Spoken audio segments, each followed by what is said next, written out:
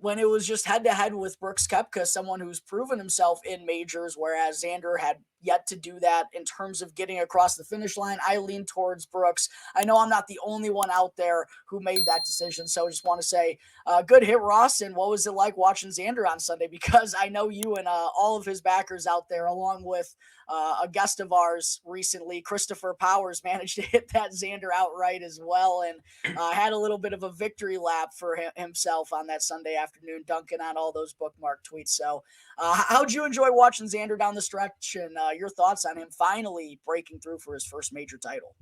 Well, I thoroughly enjoyed Sunday because my Sunday card, at least when we were when we started off, I had out of my five, I had Xander, Colin, and Bryson sitting pretty. So I was like, please don't be Victor Hovland. Was really like my only concern. Was like, I swear to God, if I'm 3 out of 5 right here, and it's gonna be one of the only guys that I wrote off, like standard for me, that of course has happened just about every week. It's always the one that I didn't throw in there and comes and gets it.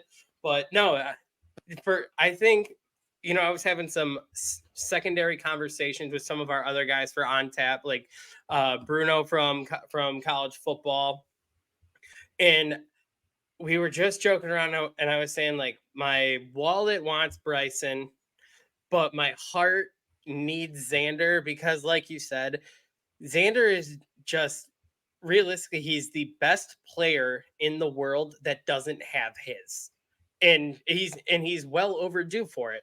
So, and I know there is always the Sunday breakdown that's pretty standard for Xander.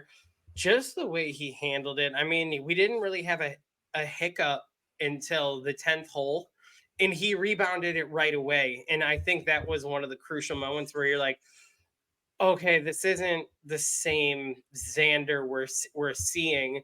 And I mean, he was pretty much even par the whole way through, but that's kind of how a majority of the field played Sunday. Was there's a handful of guys that were really going low, but no one really at the top was doing anything considerable, where Xander already had a nice little cushion lead going into this thing, and he just kind of stayed on pace.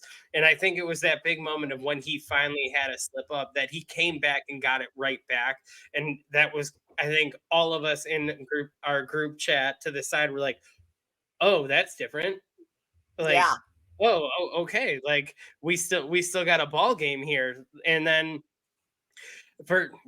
with Bryson putting the pressure on the final hole and get to 20, there was just something felt different for Xander on that hole, where it had a little bit of trouble getting up there. But when he got up there, the vibe just seemed different. Like this was gonna be it. Like he, you could tell he's not playing for the playoff. You could look and see, like, easily you wouldn't even blame him for, like, fuck it, it's a two-man show moving forward here. Like, let me get up and down. Me and Bryson will go back, and we'll do this all over again. Could easily taken that route, right, after how that whole started. But once he got up there, you could just see, like, oh no, he's gonna try to do this right now and just not even leave it up to fate. And obviously, we got a little bit of a toilet bowl action on the putt, but he dropped it, and Xander got what I think is well overdue and well deserved for him. And I think it's better for the game of golf moving forward that we have another major champion at the top of the world rankings.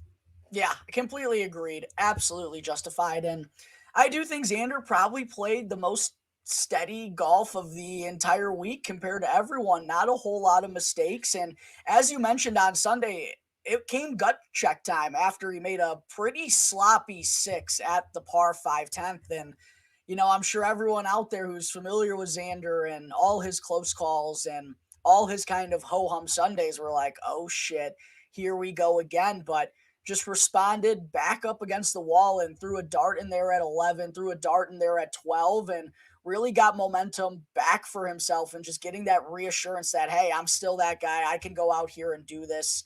Had that gritty up and down on 17 as well to go to the last all tied up with Bryson. And yeah, it felt kind of almost like a picturesque of what Xander needed to do to get over that finish line. You can't just go and make the 5 there. You got to go and make the 4. And it's almost like he recognized it over that shot. And I thought it was interesting, Dottie Pepper on the broadcast pretty much felt like it was just going to be an assured layup because of the moment. But I think it also helped, obviously, that the bunker wasn't very steep. And even though the ball was above his feet, it wasn't, super crazy or anything.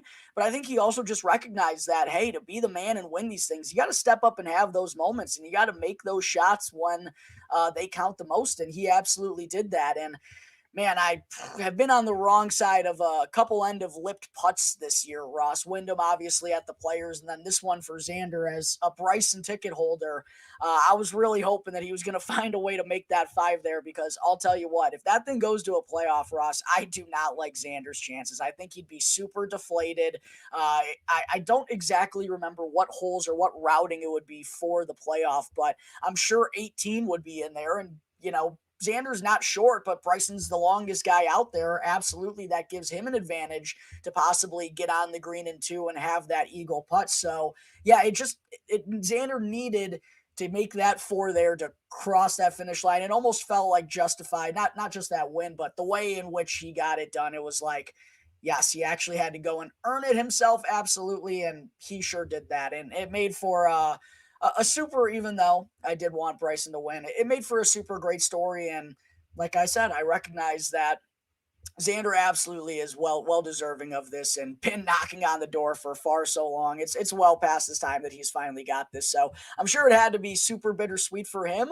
And very interested to see kind of where he's gonna go from here, if he's gonna be able to keep up this run, because his 2024 has been excellent so far, and hope he'll be even more motivated moving forward with 2 majors left here in the year, Ross. But we got a boatload of other guys we got to talk about too, on top of Xander Schauffele. I don't know if you got one final thought that you want to mention about your boy here before we jump over. I did want to think after Sunday that Xander gave us one last opportunity for the treasure that is Johnson Wagner to go out and try to redo that shot and have the yips one more time.